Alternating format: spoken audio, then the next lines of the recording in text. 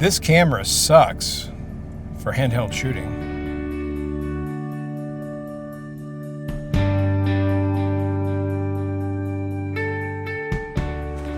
So about a year ago, I picked up the Canon EOS R50V, which is a more on the budget end for video cameras. It's lacking a few things that higher end cameras would have. It does shoot 4K, 60. The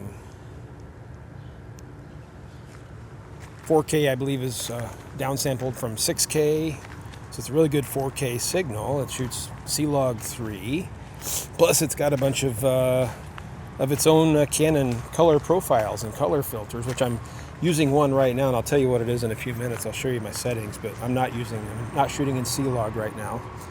I am using the 180 degree rule, shooting at 30 frames a second, 1/60th shutter speed, and using a nice affordable K&F Concepts variable ND filter to lower my exposure so I can use that 1/60th of a second. But the reason that I began this video saying that this camera sucks is it has no IBIS, I should say, no in-body image stabilization. And I know, even though this is pretty smooth, walking around, this is handheld right now, there's still micro jitters on there, which kind of look like crap, I have to say. Whenever you make a turn or anything like that, it's a little bit jittery, a little bit jerky. Now this is a stabilized lens. It's the Canon RFS 10 to 18 millimeter lens, which does have, I don't know how many stops, but it does have it is stabilized. The camera has 2 levels of digital image stabilization. We're going to sample those real quick, and then I'm going to talk about how I've gotten around this. So let me switch it over here. Okay, this is all image stabilization off the lens and the in-body, or not in-body, the digital from inside the camera. And so you can kind of get an idea. Again, it's not terrible, but it's not something I would want to, do a wedding with or anything like that. I'm kind of walking smoothly, so it's not like I'm, jogging through the park or anything like that.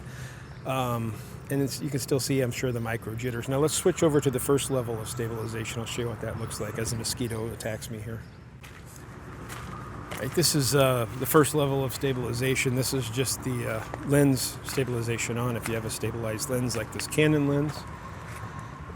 And nothing in the camera, no digital applied. So it gives you an idea as I'm just walking around in circles here in the forest preserve. Hope nobody sees me, or it'll be a confirmation that I am in fact crazy. Anyway, again, I don't know if you can see the micro jitters. There's enough there that it bothers me a little bit when I'm using it. So let's switch up to one level up on this. Okay, we've upped it one level. Let me know if you can see a difference. This is still handheld. This is the lens stabilization on, and this is the first level of digital stabilization in the camera. One thing I'll do is maybe zoom out a little bit. No, that's as far as I can go. That's 10 millimeters.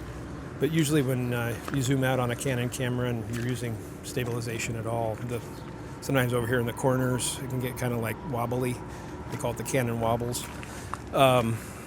So let me know if you see that. It's up at once more. This may be where you notice it even more if we go up to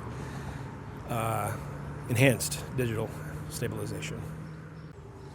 Okay, cropped in a little bit more, you can see. A little bit closer, still at 10 millimeters. But this is lens stabilization on and enhanced digital stabilization. Again, there's no IBIS, so everything you're getting here is either digitally created with a crop or through the lens. And again, it's not terrible.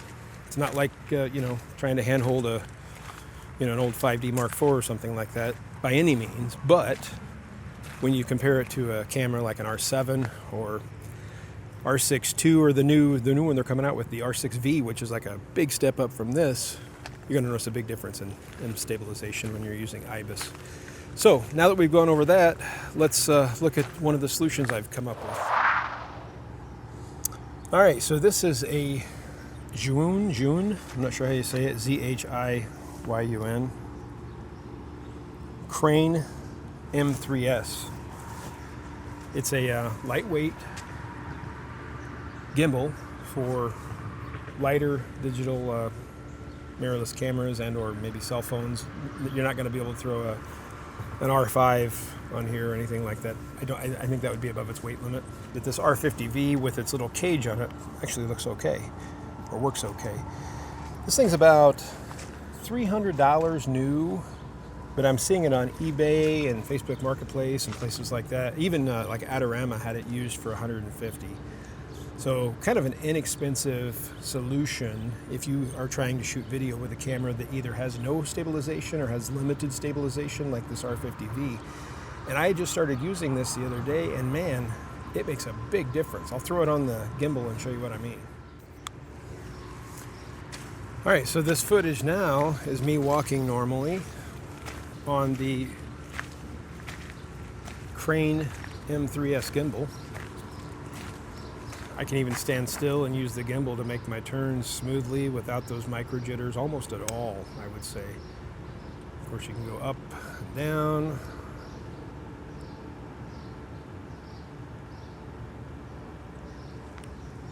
And it's in the follow mode, so it kind of follows whatever direction you turn. It smoothly catches up with you. So you can walk this way a little bit, and then, turn around, and gimbal slowly catches back up with you. So I am very satisfied with this. Let's do it in a like a vlogging or walk and talk style here. All right, so same thing here. I'm walking. I hope you can see a difference between the previous sample videos I did and the one now that's stabilized on this gimbal. So I think if you have an R50V or something similar to that you're trying to use for video and you're not going to have it on a tripod all the time, which I don't like carrying tripods around with me. I shoot a lot of Olympus cameras now, and they have great stabilization, so you don't even need a tripod for a lot of shots. So if I could eliminate, carrying something extra around with me, that's a bonus for me. And this gimbal kind of does that. I don't really need a tripod for video shots. I can hand hold it and make it look like it's smooth. So anyway, so that gives you an idea. Let me show you the settings on the R50V that I'm using here. All right, so I'm going to switch over to the PowerShot V1 and show you the back of the screen here on the R50V. So I'm shooting in, as I said, everything's in manual exposure. I've got 4K, 30 frames a second. Following that 180 degree rule, I'm shooting at 1/60th of a second. Got my f-stop at 6.3. It's changeable. And I got the ISO at 125. 100 or 125 is fine. Kind of changing back and forth between cloudy and sunny here today, so kind of left it there and then let the ND filter kind of do the rest. So that's my settings for this video, and then I'll show you the color filter that I'm using. All right, so I do have, even though I have the gimbal, I have the digital IS on the first level. Probably don't need it, but I left it there. Definitely not on enhanced though. And then let's go over to colors here. It's gonna be back in this first menu. I use auto white balance for the most part. I know some people like to set it themselves. So color mode, there we go.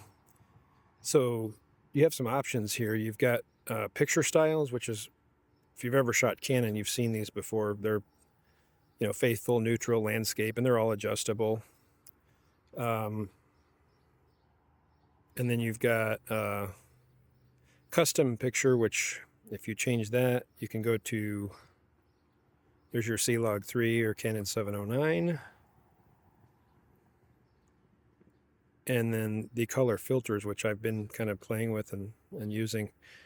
They've got, I think I went over this in another video on the PowerShot V1. They're the same filters, but you've got Story Teal and Orange, Story Magenta, Story Blue, Pale Teal and Orange,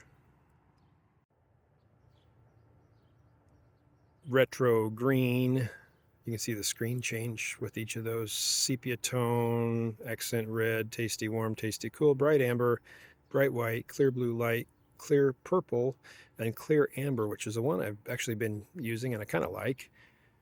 Add a little bit of a film tone LUT on top of that, and you got a nice, nice classic look when you're done with your video.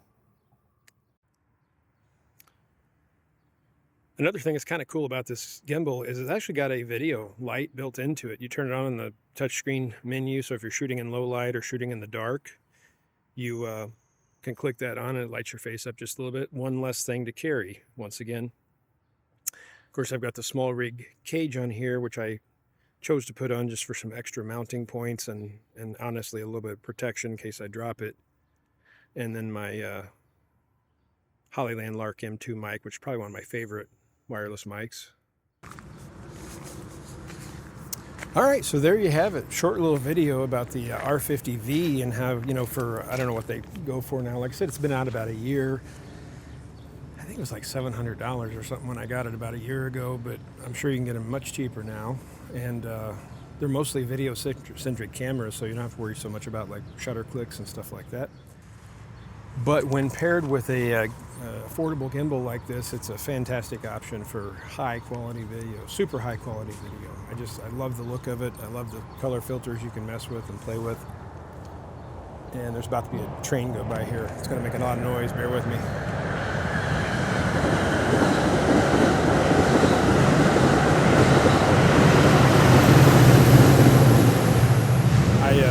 I can't compete with that. So anyway, hope you enjoyed the video. Hope it was helpful to you if you're looking at this camera or looking at some options for, again, some affordable options for video. This can be a great vlogging camera with this gimbal. Without the gimbal, I'm not a big fan of the stabilization or lack thereof. So the new R6v has amazing stabilization, but it's also like, what, $2,500. So this I think you could probably pick up on the used market for $300 or $400. Gimbal, another 100, 150, and for, you know, $500 you could be in the video business. So anyway, let me know your thoughts on that. I'm filming this on July 3rd, so I'm not sure when it's going to go up, but have a wonderful 4th of July if you haven't had it yet. Happy 250th birthday to America, and we'll see you in the next video. Thanks.